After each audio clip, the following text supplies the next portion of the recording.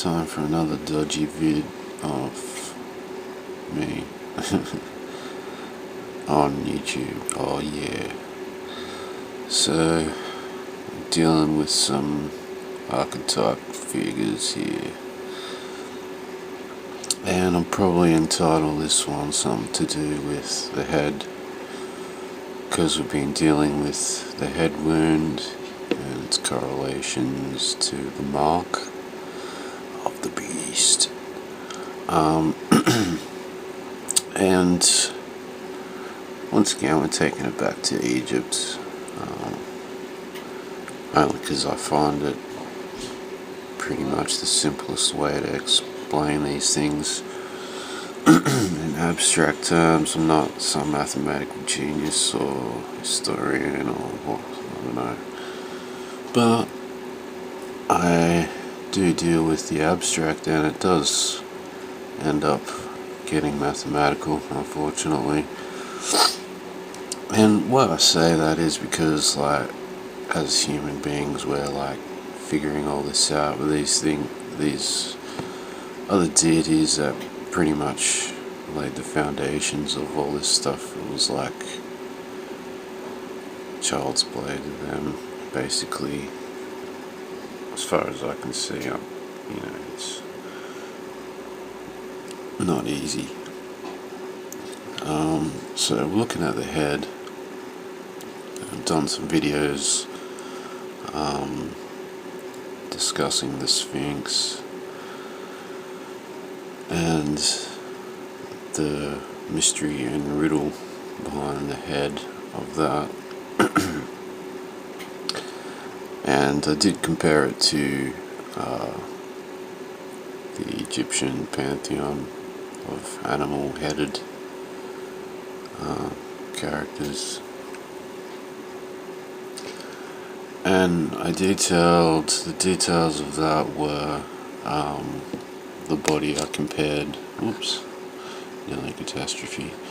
So we see a human head and an animal body in this arrangement here, but in this arrangement we see an animal head and a human body. Okay, so we're looking at limitations in animals and humans. Just go over in point form, basically. So obviously the limitations would be in the body in this one, in the Sphinx, but not its awareness. While here we have the limitations being in consciousness. Now we see most of these deities being for a specific purpose, and in the animal kingdom we find that as well. Everything kind of symbiotically combines. It's like, you could compare it to a program. So essentially we're looking at a more programmed entity, as far as I'm concerned. While here, while consciousness seems more free, the limitations are in the body. Yet we see the animal form, so there's still a purpose to this. So we have a purpose, yet a free thinking. So there's a mix of a program and free will, and I find that to extend into reality as well. Seems to be a running program and a separate one, free will one, which is still kind of an abstract thing for a human being, this freedom concept, I find.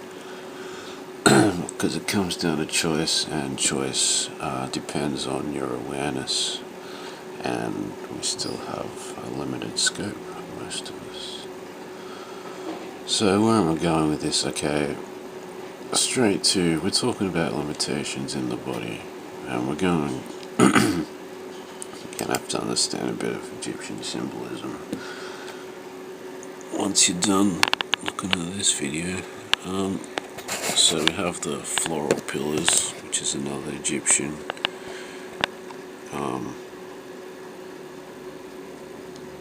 kind of, I don't know, communication. I don't know, it's part of their abstract language. I don't think they even had a word for what they did, like a word for art or something. I don't think they call it art, I don't know. But whatever it was, it's hard to find a description for it. So, because like, what would you call it when there's mathematics and all this stuff combined in there? Like, it's not just a pretty picture, like this is nearly alive. So, look, you got the floral pillars, which been discussing as like two keys of awareness, how it carries things, carry down to even the Catholic Church. You got the two keys as their coat of arms, or whatever. So in Egypt, these things do represent awareness and fertility, like consciousness and physical fertility, because separating the two obviously would lead to a degradation or a de-evolution, kind of one component with the other. So you'll see in other, so they're bringing as such the floral pillars, which represents their sweet, sweet awareness and fertility before the gods. So just to make that clear anyway. So back to this. I'm going to have to play a bit of Spot the Difference here again, which is another thing we've been doing. Learning a bit of Spot the Difference, discernment, kind of thing. So you'll see here, the arms are mysteriously overlapped. Not just mysteriously, it's a misconfiguration, it's nearly a mistake. See how one arm is crossed over the other? So in reality, she's bringing them forward in a, like, you know, very confused state. So,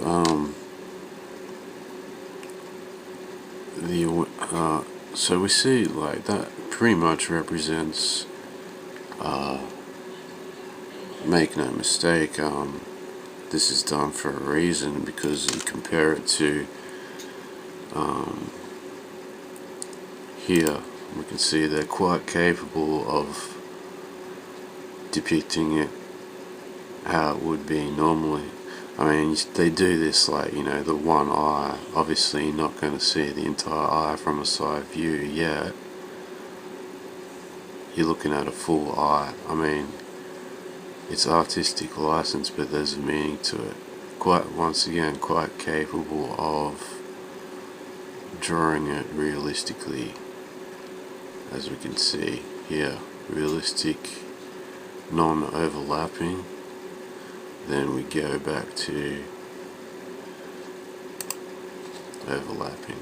So there's a confusion in awareness there, and I've been on about the divide, the split, the difference between a divine entity and a more human entity. And we see him here healing nearly with, I don't know, the hands. He's not exactly accepting it. Sometimes, I don't know, they have different responses to the delivery. Yeah, so there is a response here, and it's in the story. Okay, so we're going to the head. We'll try and go back to where we started, just to get another picture of it. Okay, so we're examining the head. Now Why would I relate this to the beast? Well, we're dealing with things obviously in the genetic code of human beings. In that ancient depiction of it, it's showing, why there's no interbreeding, because there is things obviously in our fertility that would hinder or not combine ideally with divine genetic code. And even in genetics there's no guarantee that the offspring is going to be the same. So as the parents, there's just too much transferred genes, gene recombination, genetic drift. There's so many different variants. So doesn't really, when you think about it, doesn't make sense for an entity like that is concerned with to them fertility was like venom. You come into a different system, you can destroy a completely different system, and that probably went into destroying their own or someone else's. So I don't think it would come down to being either some modern racism or discrimination against some other group, or because you will find in the lesser class you'll see this in the terms, the confused, that overlapping. And in other videos I've described further what that presentation is, because she is presenting to him. That is, what that's all about. And this whole scene, the gold and black, the bees, the different fruit bearing trees, it's all about fertility we're dealing with. So going on to the sinister fertility,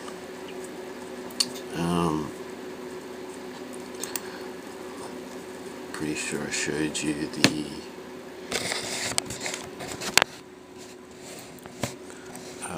code I've been working with. So the mark, how this related to the mark in terms of the growth, maturity of a person, and ideally this develops one's consciousness and, if you want to call it, spirituality, all that kind of ethereal stuff as well. So it's a combination. So they are genetic markers, and I'm not going to go over it, but if you're talking about an animal, a beast system, if there's animal genetic code, most likely in viral form, and it has been something taken out of it so it doesn't take control completely, or it can't take control or hold in everyone, or it just causes illness, different variations of sickness as it manifests in, lets other viruses in, evolves with them. So they're saying it's not just in the gene code, it's in your cerebrum as well, and they're trying to complete this gene sequence. And you're looking at the origins, most probably, if you track back, if the viruses that are already in our DNA, in our genetics, probably up to 40,000 years ago. So it seems to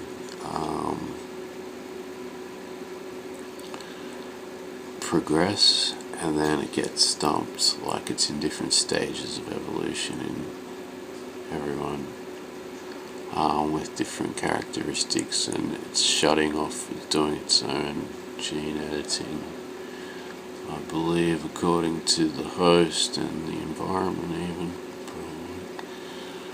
probably.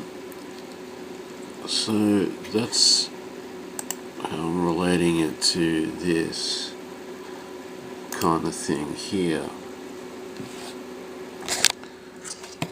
to the Sphinx,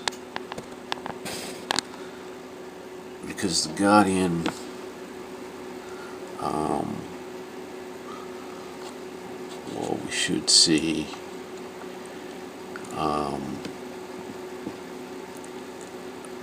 a Guardian kind of programming in our own genetics.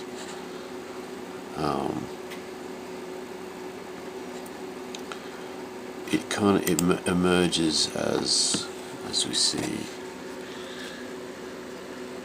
something opposite to the Guardian. With the arms crossed is a symbol of the dead. The arms crossed over the chest and Osiris. And in essence, these pillars become something else through that alchemy and configuration. It's a slight nuance. And even to assert this, like, the pillar is broken, you have the crook and the flail a lot. So you have like a flail-like pillar, which is broken, which is never seen. So there's this other stuff going. Then you have the crook. Well, there's not too much of a hook there, kind of in the other dimensional layers, but I find it uses a play on words a lot, because it's showing how things progress over time. And the face, it does look kind of sinister, like criminal crook style.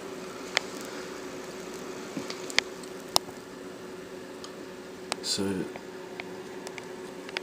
I'm thinking, like, it is showing replicas of things. Like, it's showing a replica and like a complete opposition form of Osiris, like female to start with. Yeah.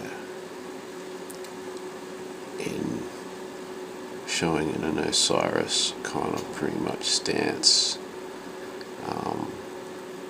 So there's something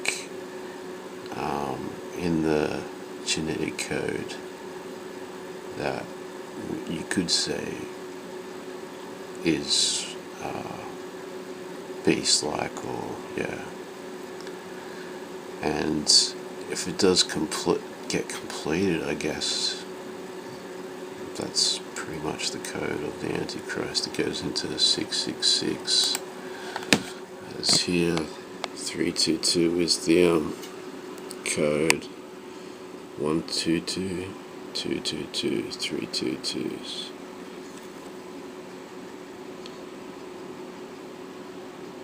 And that's the age where when it happened a third time.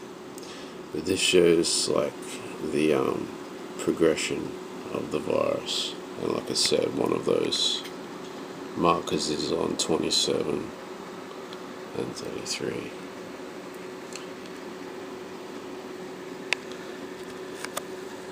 And this goes into like death cult mode, where it's like, because despite their occult activities, yeah, they won't get it through all the way, but apparently they're gonna find some way to, yeah, complete that genetic codiness, and then it's BAM all over. You will need constant updates and upgrades because it's not compatible. They'll blame all sorts of things, but yeah, that was their game the whole time. Okay, so might leave it there. There's probably a few other things to say, but it's gone long enough.